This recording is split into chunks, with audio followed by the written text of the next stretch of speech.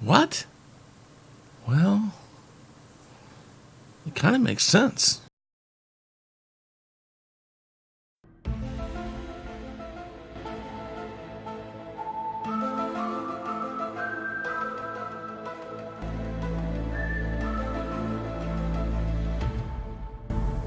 What's up, everyone? I am Chris Knight, and you are watching The Real Review 3000, here with another kind of opinion piece, maybe news you won't hear anywhere else, at least if this was coming out tonight. And truth be told, I'm going to be doing this on Thursday. At least the release will be on Thursday at 4 p.m. Central Standard Time, but this is actually 9/17 on Wednesday, November 6th. Now, just out a few hours ago, Carrie Fishers' brother broke some news with Yahoo Entertainment and several other outlets, saying that his sister's part in The Rise of Skywalker was to be the Last Jedi. Now, we're going to go over to our article over here, and right there it says, Carrie Fisher's brother reveals new details about Leia's Rise of Skywalker role. She was going to be the Last Jedi. And I'm just going to read the very first part of this. And I will put this and several other articles down in the comments section. I'm going to give my opinion, though, about this. Basically, it says, still think Mark Hamill's Luke Skywalker was the Last Jedi, referenced in the title of the 8th episode of Star Wars Saga. Skywalker Saga. Think again. In the original version of the 9th and final installment, The Rise of Skywalker, his sister Leia, played by Carrie Fisher, was going to emerge as a full-fledged Jedi warrior, complete with her very own lightsaber. That's according to no less of an authority than Fisher's real-life brother, Todd Fisher, who filled us in on what the plan was for his sister's iconic character prior to her sudden death in December of 2016. She was going to be the big payoff in the final film, Fisher reveals exclusively to Yahoo Entertainment. She was going to be the Last Jedi, so to speak. That's cool, right? And then above, there's a video up here. Like I said, I'll put this down below. But I want to talk about this really quick. The thought of making Leia the Last Jedi kind of makes sense.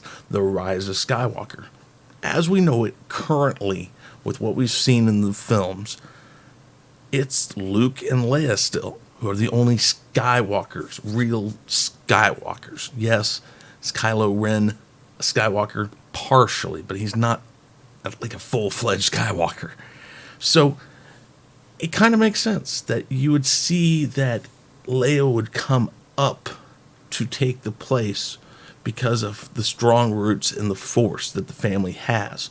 And I kind of like the thought of this. Now, you know, say what you will about strong female characters. She's always been a strong female character in these movies. And maybe not so much in The Last Jedi, but she still had strong qualities. And her character throughout has been a strong character. Motherly, loving. And in the original trilogy, she was very, you know, this is what we're going to do. This is how we're going to do it. And you're going to listen to me. End of story.